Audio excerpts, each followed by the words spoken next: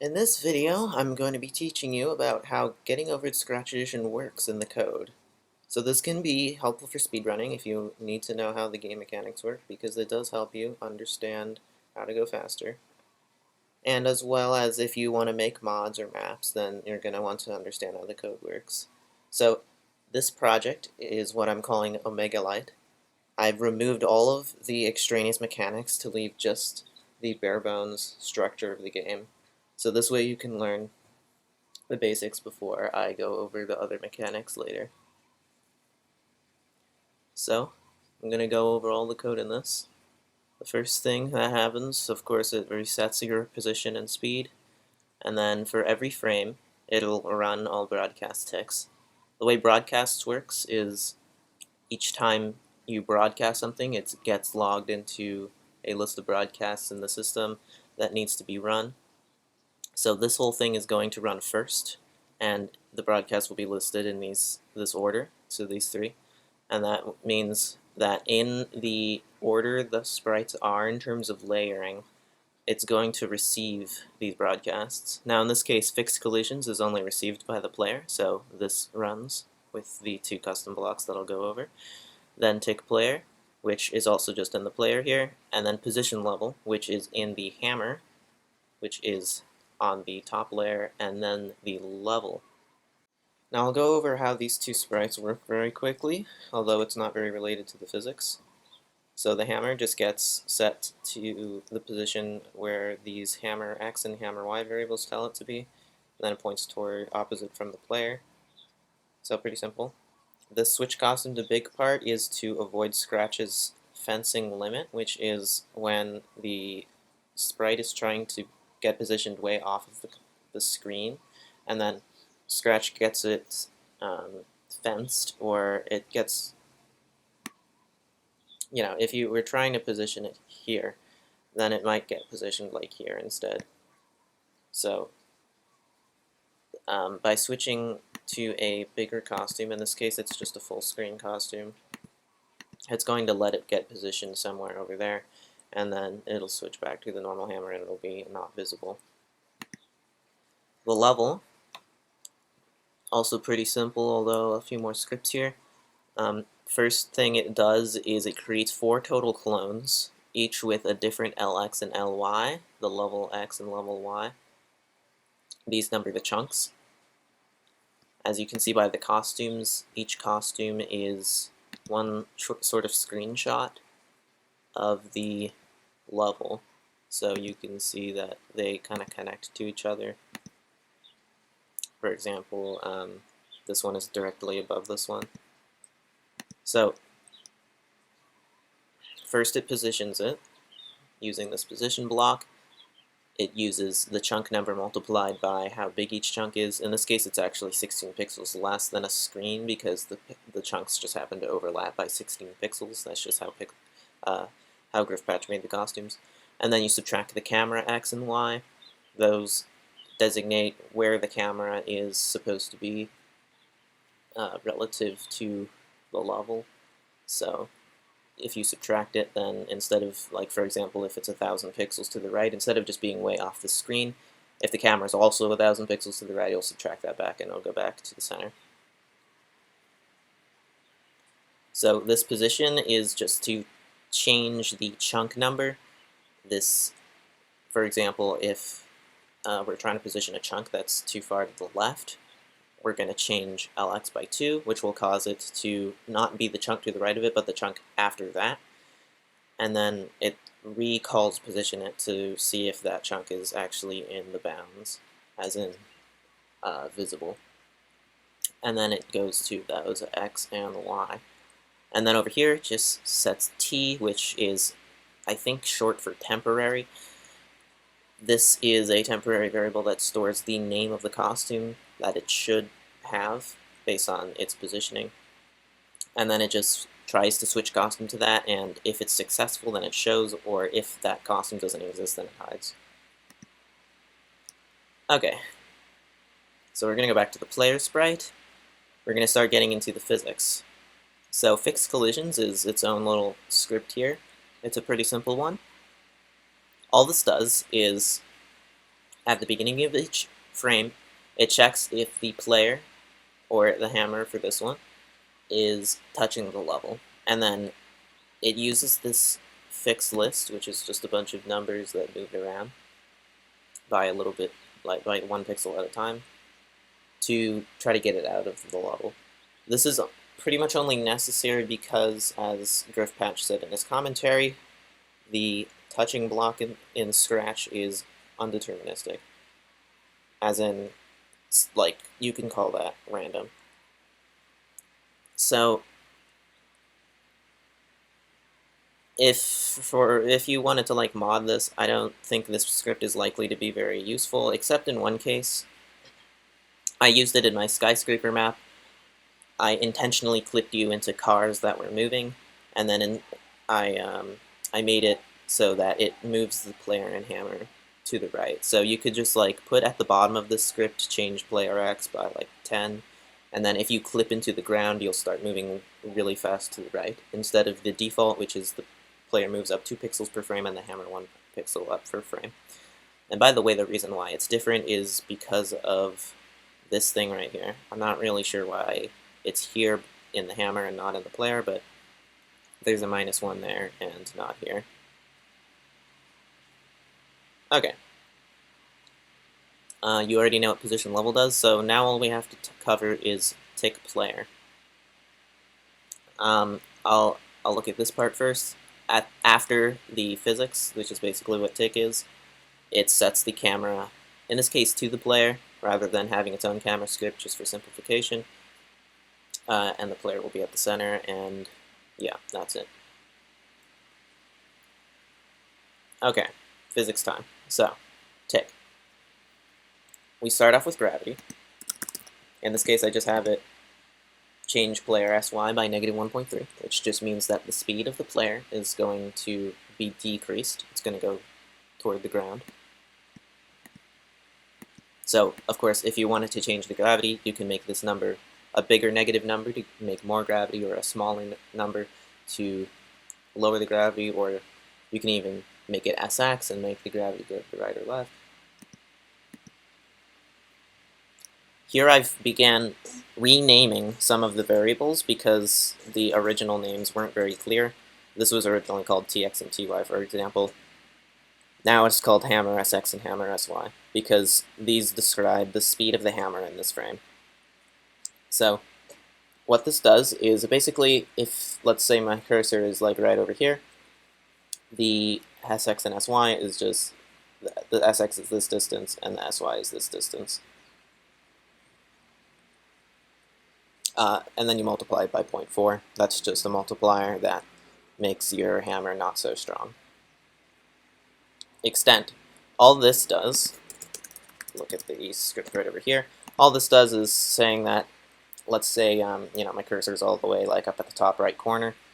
The hammer's not going to try to go to the top right. Instead, it's going to get capped to wherever the circle of like extent is. So it's 102 pixels away from the player that your hammer can reach, and it's 26 away from the player that your hammer cannot reach. So it can't go right in the center. You'll notice, if you never noticed that the hammer does not let you go to the center, and then of course there's the 102 pixel extent like that. So that's all that is. So now we have a few scripts here. So what's happening here is we're taking the distance, which we can look at the script for that. It's just a little bit of math. It's just taking the dx, the distance in the x direction, and in the y, and it just takes the magnitude. So let's just say, we have this distance and we have this distance. We plug this length here into dx, this length here into dy, and it gives you this length here, the hypotenuse, into the distance variable. So by plugging in hammer SX and hammer SY, we just get basically hammer S, hammer speed, set t to distance, and then we do another distance. This is adding the player speed to the hammer speed, and then we just see which one's bigger, and then we set distance to the bigger one. So the reason why this is important is actually because distance becomes an iterator. It tells you how many subticks is going to be in this frame. A subtick is a tick, also known as a physics frame, that is going to be used in this case to move you 1 pixel per subtick. Because if you were to move multiple pixels per subtick, then it wouldn't be as accurate. Like, for example, let's just say I'm about to bonk into this block here. If we weren't using subticks, then if I was trying to go in here, the physics would notice that you're about to hit the level, and then you would kind of get stopped in the middle of the air. So instead, what the subticks do is it moves it 1 pixel, that's fine, moves it another pixel, that's fine, etc., until it reaches the level, and then it moves it another pixel, and it's not fine, and it blocks you there. So that's why subticks are important.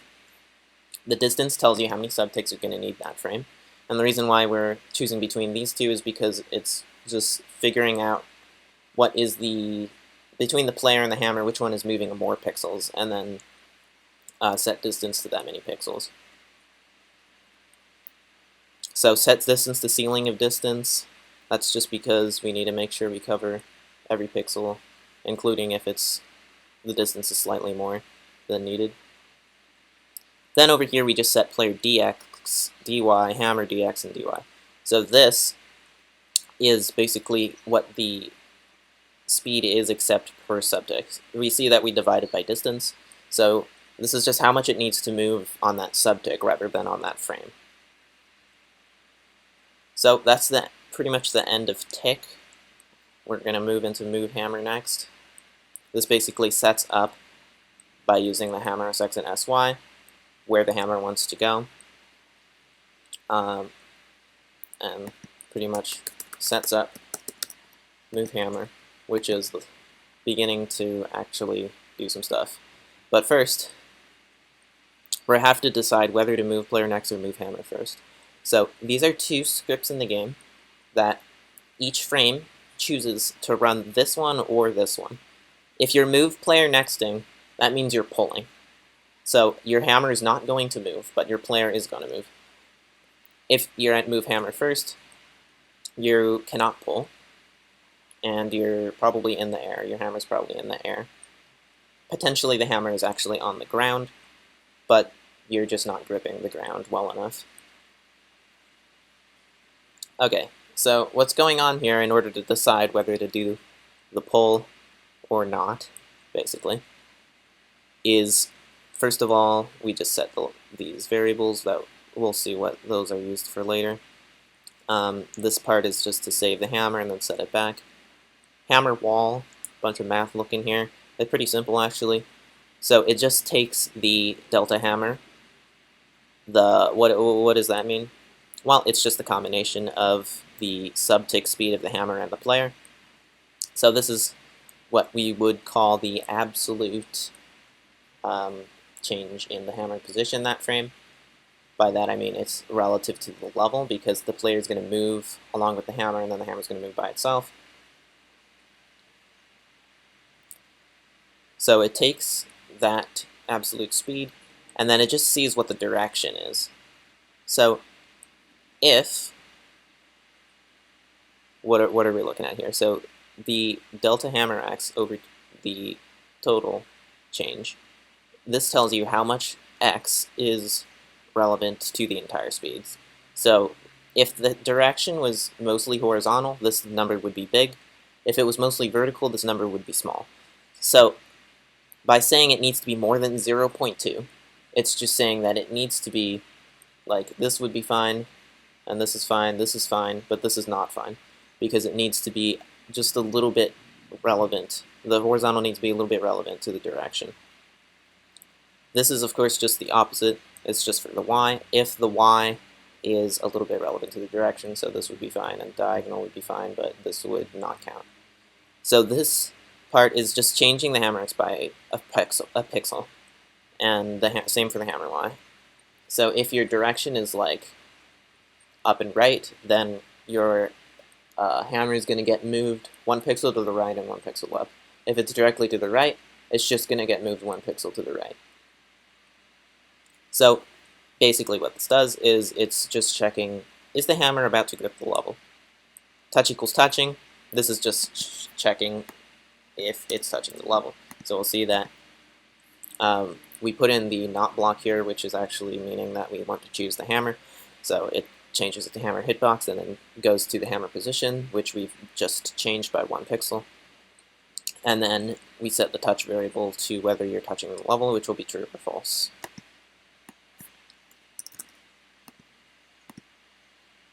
So, is touch true? Is if the hammer, which shouldn't actually be touching the level initially because of fix hammer that makes sure that doesn't happen, if you move it by a pixel and it is touching the level at that point, then we're going to pull. If it's not, then we're not going to pull. So I'll actually start off with not pulling. Move hammer first. So here I have some repeat distance blocks. So this of course is because we need to repeat the physics scripts once per subtick. So we start off. This again is just saving the hammer for later. We are changing the hammer position by the hammer and the player dx and dy. So again, that's because we are using the speed relative to the level. So if we're touching the level, this in the original game would have a bunch of weird stuff going on to describe some game mechanics. In this case, all I do is say you cannot do that. So I just set the hammer back to the original position. This of course is not going to set it back that far. It's actually just going to be like a pixel because we are going 1 subtick at a time. Then we do the same thing for the player. So we save the player position, we change it by the player speed, that subtick. Then we see if it's touching the level, and if it is, then we say you cannot move there. And then I also set the speed to 0 and the speed to 0. These of course are kind of equivalent, it's just that dx and dy are small. So that's pretty much what that is. Now move player next. This is what's going to happen if you are pulling on the level. So it's pretty similar. Obviously the original game does have some different mechanics, but in this case I've made these pretty similar to move hammer first. So we save the position of the player, we change it. In this case, instead of changing the player, of course it's still going to have its original player momentum, but for the hammer it's negative 0.5 times it. That's because if you're, say, trying to move your hammer in the bottom left direction, your player is going to end up moving toward the top right, because you are the direction that you're pulling is going to be the opposite direction that the player ends up moving. And then it's half of that because it's just another multiplier that reduces your strength. So we check if the player is touching, and then same as over here, if it is touching, then I just revert the player position and set your speeds to 0. And then there's a little extra thing at the bottom here. This is momentum. This is what is a custom block in the original game called momentum. I've simplified it to this. It just sets the speed, another multiplier to reduce your strength, to how much your player has moved. So because this is not in the loop of repeat distance, this is actually running once per frame, not once per subtick. So it sees how much your position has changed over that frame, and then it just sets your speed to that much. And that means that if you lift your hammer up, your player is just going to keep moving in that speed, except it's going to be 0.55 that. And this sort of explains why, if you didn't already notice, pull time is faster than air time. So if you were to constantly pull up, for example, you're going to go faster than if you not pull as constantly and let the air time take over. Alright, so this is pretty much everything. This should help you understand how the entire game pretty much works. And the next thing I'm going to do is actually go to GOI Litest without the recorder, because it is the next step up. So this is going to be how the game actually behaves, instead of removing a bunch of mechanics.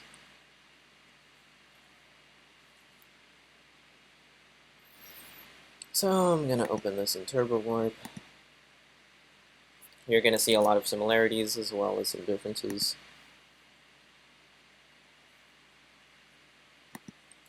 Okay. So these scripts are slightly different, but they behave exactly the same way. This is just the whiteout, which is just the white thing that fades in, which is also not really, it's like, I coded this myself. It isn't exactly how it works in the original game. And also the backdrop changes color. This is just saying, according to the camera, it's really bright, and then it fades to dark once you're at the ice mountain.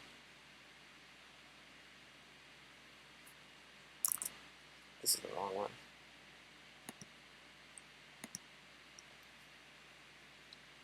How did I pick the wrong one? Light is no recorder.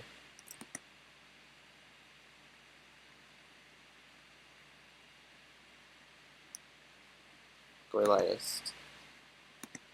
We'll get into the recorder later. I mean, the recorder isn't even part of the original game.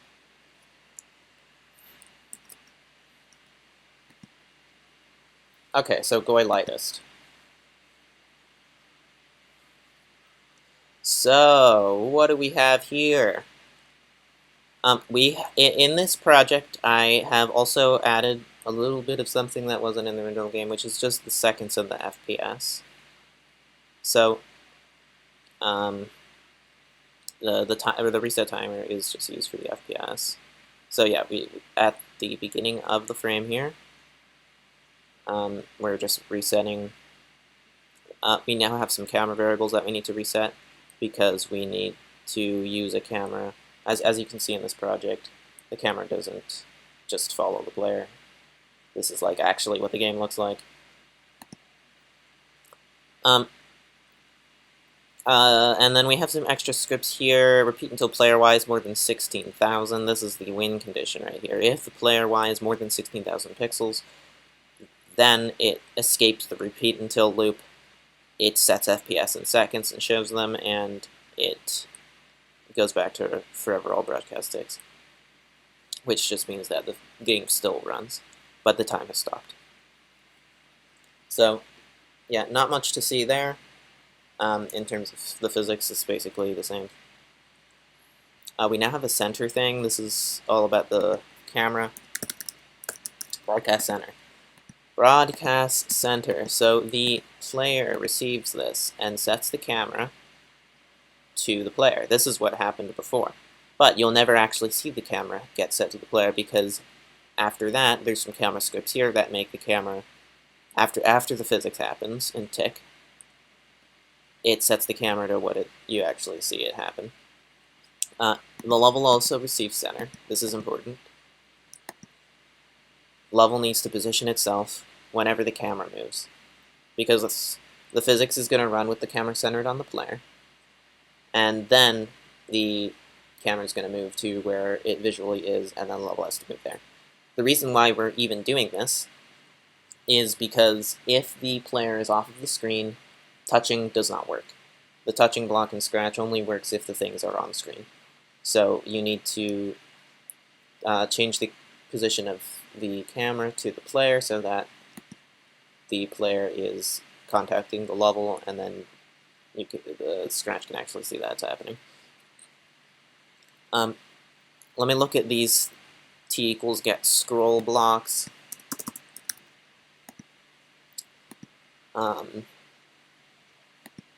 I removed some of the variables here. This is, I think this is one of them. Yeah, there's just some stuff that you can change, but yeah, this is just how the camera works. I'm going to go ahead and not go into that too much, you'll see that there's a +0 and a +20. These are variables in the original game called COX and COY, which I just call COX and COI. These are unchanging numbers, which is why I can remove them here and just put 0 and 20. If, say, I set this to 0, you'll notice that the camera is actually trying to center on the player there, whereas if I do it at 20, this is what it actually looks like. It has the player a little bit lower so that you can see we're going up high. So it changes underscore camera. This is like the invisible camera, because it's pretty much the same as global camera, except that it has decimals. We are using the global camera with the rounded version of this. And this just makes it look a little smoother, I think. Then, of course, we position the player. Yeah, fixed collisions is identical, and we pretty much covered everything that isn't the physics now. So we can go over to the tick custom block and see what's going on. Alright, set less hammer. Okay, set sense px. This is relevant to touch equals touching, because there is some extra stuff going on that tries to prevent it from checking if it's touching if you've already checked that position. So that's basically what that is. It is almost identical, but it's not actually identical, for reasons that aren't that relevant here. Okay, gravity. So yeah, what you saw before is just this part. If your player is more than 16,000, your player Y is more than 16,000, as in you've won, apply horizontal air friction, and vertical, but only if your SY is more than 4. So this is why when you've won, you slow down until you're just moving up slowly. If it's neither, that just means you're in space. I'm also going to cover right now this part. If player Y is less than 15,000, then apply vertical air friction, and in either case apply horizontal air friction. So 15,000 is pretty much the player is above that highest taco in space. So if once you're past the highest taco, air friction is removed. So your pull on that last taco is slightly more important.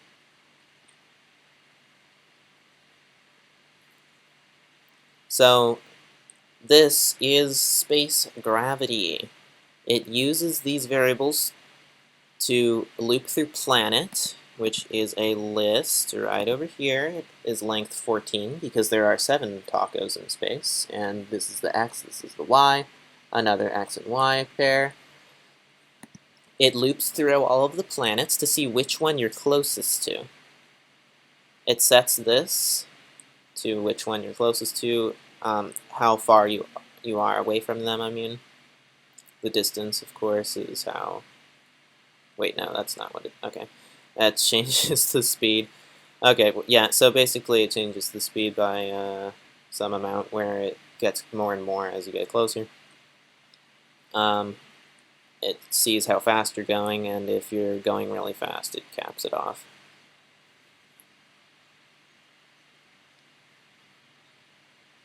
Okay.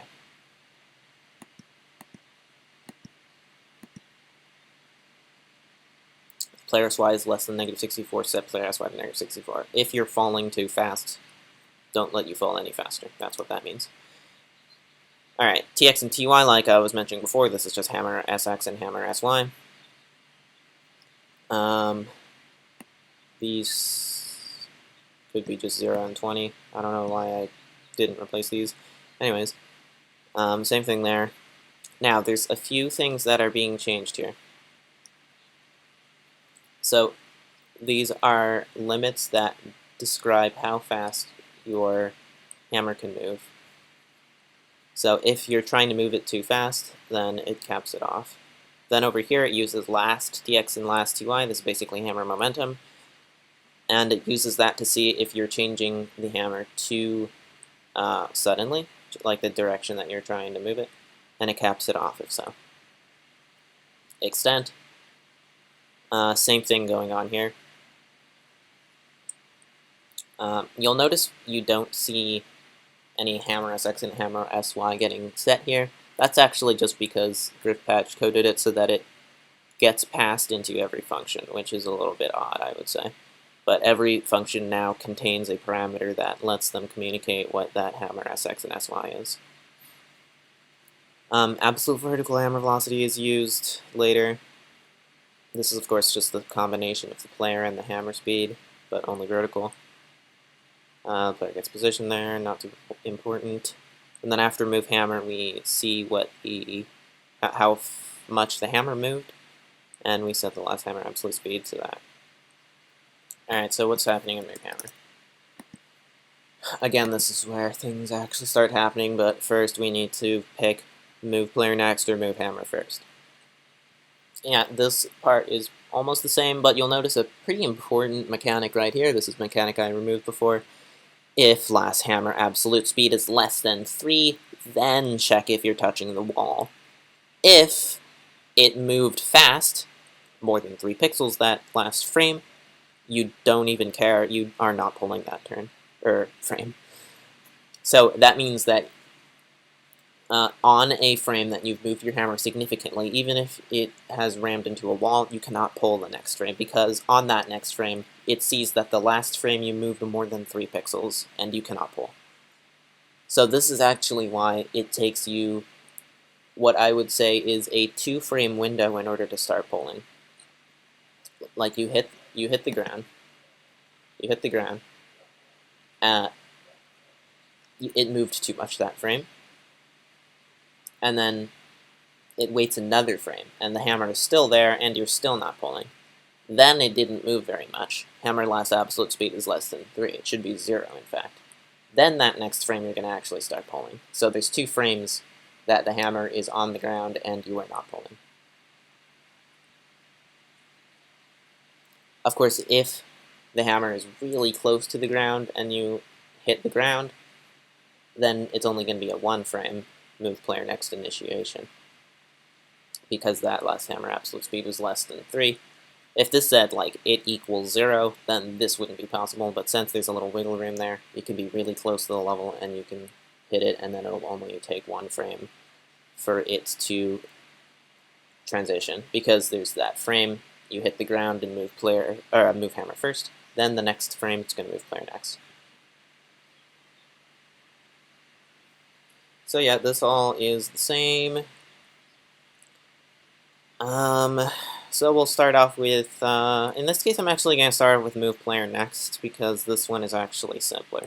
A lot simpler. Move player next. So, there is just a little bit of mechanic that has been added here. If you're touching, then... Okay, so what's going on here is that we're actually changing the x and the y individually instead of at the same time. We change the x, we see, are you touching? If you are, revert the x, and set your x speed to 0. And then if it's the y, do the same thing. So as an example, a visual example here, I'm going to go over to the if-else, and you'll see that I am capable now, if I can get on the if-else, I'm capable now of rubbing my head against the ceiling here. This is because my y is getting reset every time, but the x doesn't care. So a little bit of a sliding mechanic while you're pulling. Pretty simple. Momentum. So this is similar to what you saw before with the 2 blocks that change to the speed, except we're going to check. So what are we doing here? Hammer y minus player y over distance. What is distance? Distance is the hammer position relative to the player. So that's just like if my hammer is here, then it's the distance from here to here. It's this length. So that's what distance is. You see, you take just the y component, so we're seeing how much of the y component is relevant of that hammer orientation. Is t less than negative 0.75? So that means y is going to need to be very relevant in the downwards direction. So if your hammer is significantly below you, then this just does what you saw before, which is just setting it to, you'll see that, okay, momentum, it already set it to 0.55 times that. So yeah, it just sets Sx and Sy to 0.55 times how much you moved that frame. Then, if your hammer is not directly below you, it linearly interpolates between your original speed and the new speed that we're trying to get. So the new speed is going to contribute 0.77 to the new speed, and the old speed is going to contribute 0.23. So this basically just makes yourself a little bit more heavy and more difficult to change the direction your momentum is going. It all depends on which direction your hammer is from your player. Okay. So we have now finished the move player next script. That is what is going on when you are pulling. Let's go to move hammer first. There are a lot of mechanics in the script.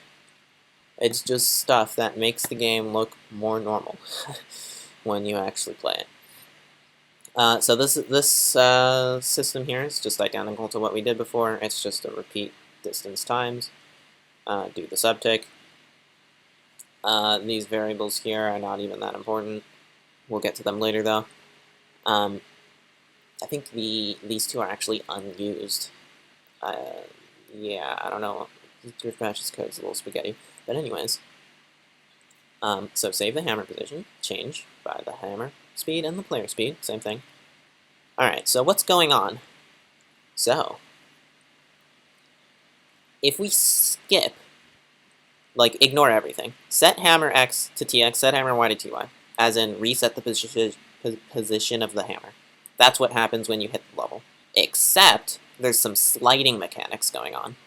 So, first, it checks if the hammer can move to the left. So, if touch equals 1, that's if it can't. If it can, we're going to see the else part of this function. If absolute vertical hammer velocity is less than -5, so if the hammer is moving pretty quickly downwards relative to the level, set AX, which I just call ax, to -1. What ax does is it changes the position of the player immediately. So let's try sliding and looking at that. Here, we'll use this thing. No, we'll not use this thing. We'll use this thing. You'll notice I need to change this speed right now. You'll notice that if I am in the air and well, it doesn't have to be the air, but it's a little easier to see, and I rub my hammer against a perfectly vertical wall, you'll notice that my player position changes immediately. However, my speed, not as much. My speed kind of cuts off once I lift my hammer from it. However, it does change a bit. It changes the player SX, we're looking over here, by this very weird value that I still don't understand why DriftPatch did this. It uses the number of subticks remaining in that frame as how much it's changing the speed that frame, or subtick. So yeah, and then it actually also changes how many subticks are remaining. Also weird. I don't know what's going on. Anyway, yeah, it changes the position and it changes the speed by a little less. Same thing over here, it's just reversed. It moves the hammer a total of 1 pixel to the right, and it sees if it's touching, as in is there a wall to the right, and then it changes the player and the speed. If so, if moving it, sorry, if you move it to the right, that means there is no level to the right. That means there was a wall to the left. So therefore, you move your player because you are able to slide against that wall. Okay, and then if neither of those work, so this means you're probably on some flat ground because you've moved your hammer into the ground on that subtick. Moving it to the left or right is not going to do anything because there's still some ground. So in that case, you're gonna reset the position of the hammer, except another new mechanic, hammer impact. You've probably heard me mention hammer impact sometimes. It is where the name of frog impact comes from. If your speed is less than -16, so you're going down really fast, but also not like super fast. Like you'll notice on frog impact that you just have to be going down kind of fast. And your hammer is going down fast, which is kind of easy to do because your player will be moving down fast, and therefore your hammer will also be moving down fast. Hammer impact, what is going on? Okay, so your hammer is already 1 pixel to the right, so it changes another by 2. So basically it moves the hammer 3 pixels to the right. If player SX, these two parts are just copies except reversed. If player SX is more than -2, so if the SX is going to the right or just slightly to the left is fine, and your hammer has bounced off of a slope, as in it is, rather than sliding off of a really steep wall, it's like an angle where you can move it 3 pixels to the right and then it's off the ground. So that means the angle is this way. The angle of the angle of the level is over here. Your hammer hits it. It moves 1 pixel to the right. It's still hitting it. It moves 3 pixels to the right. Now it's not. And your player is moving down or to the right. Touch equals touching. Wait, which one is this, by the way? Touch equals touching if you put... Okay, it's the hammer. Touch equals touching the hammer. If you are not touching, which is what is expected, or not what is expected, but like if you're hammer impacting, this is what's going to be the case. The hammer's no longer touching. If the hammer if the absolute vertical hammer velocity is less than -8, then you're going to change the player SX by 0.24, or else we're going to change it by some amount of how much this is. This is also a positive value because we're multiplying a negative value by a negative value by 0.3. Yeah. So this is just depending on how fast you're going. It's just going to change the SX by some amount. It's going to increase it, in fact.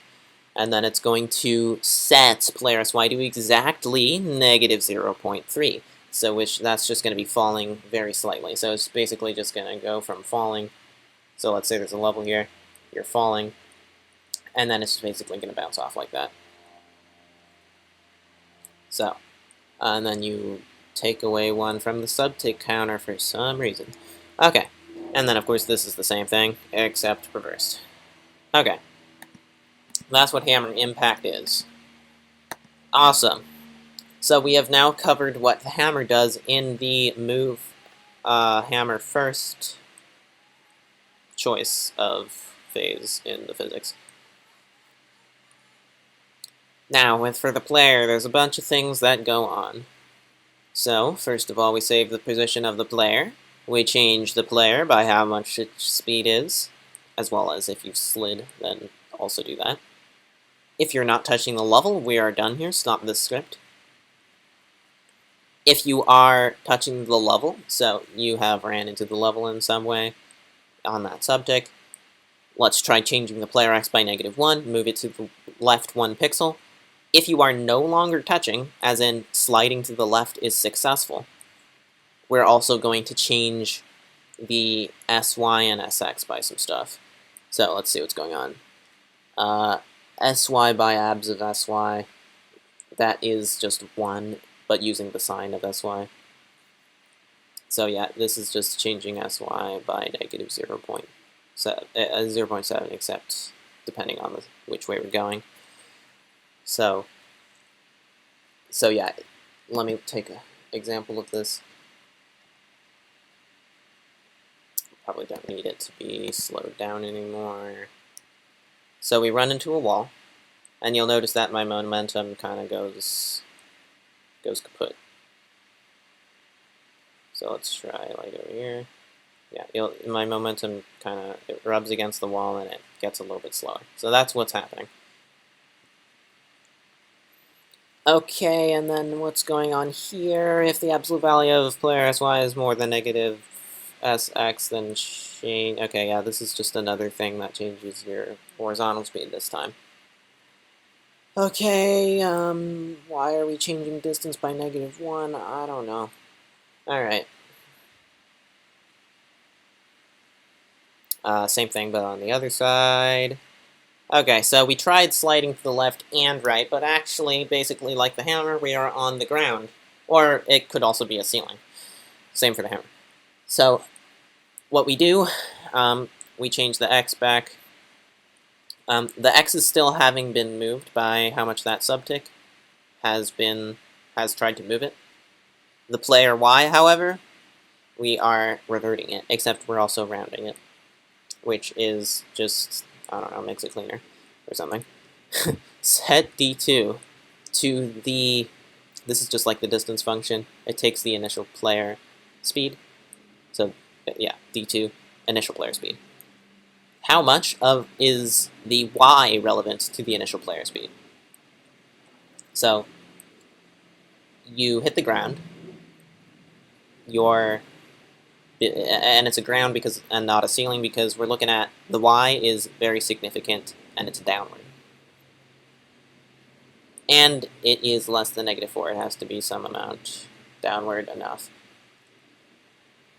In that case, this is what is called pot clunk. If you actually have your sound effects on for the game, you'll know what that means, because there is a distinctive sound that happens when you bounce off of the ground. Set player SX to a little bit less, so you know it dampens your SX.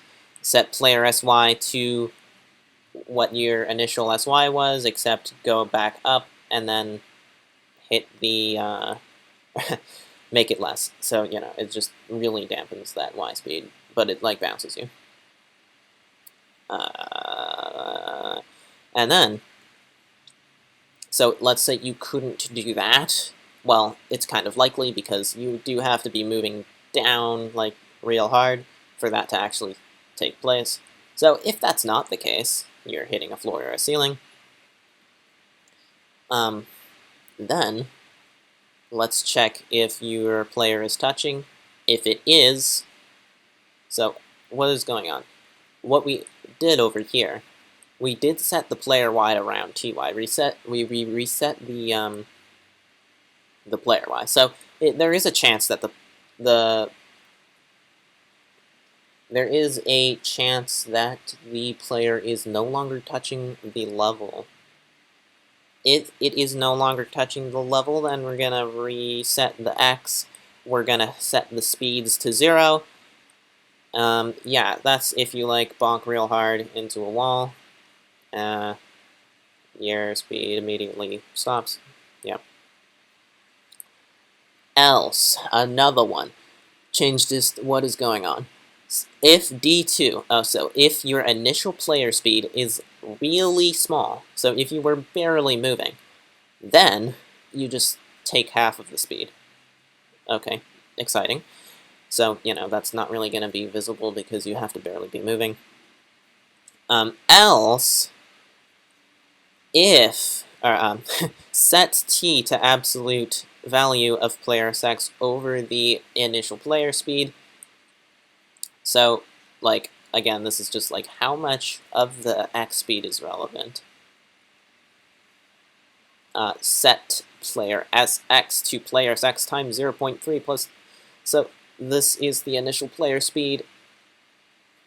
We're adding 0.3 to it. Okay, so this is just like you add 0.3 because you need a ratio. We're taking a ratio of the original speed. So 0.3 of it is guaranteed to exist. The other 0.7 is only how much of the initial X is relevant to the entire speed.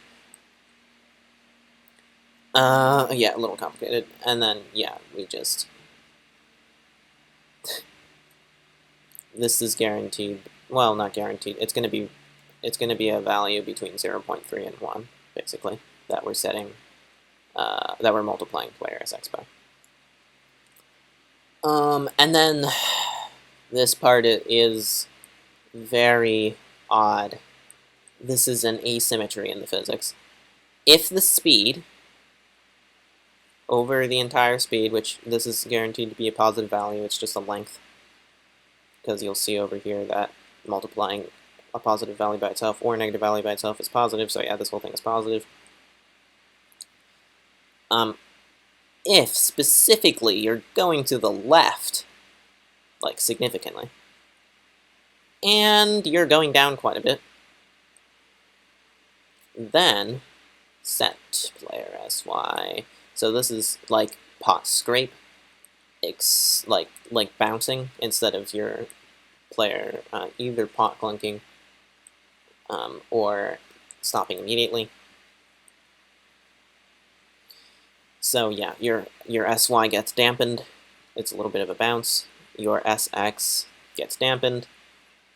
Set distance to 1. The whole frame is over for some reason, and then if you're not going to the left significantly, then you just damp the SY, which causes you, since you're going down, it's just going to still be going down until it's just not going down anymore, and you're going to end up halting. So that's pretty much the whole thing, isn't it? Yeah, that's how the game works.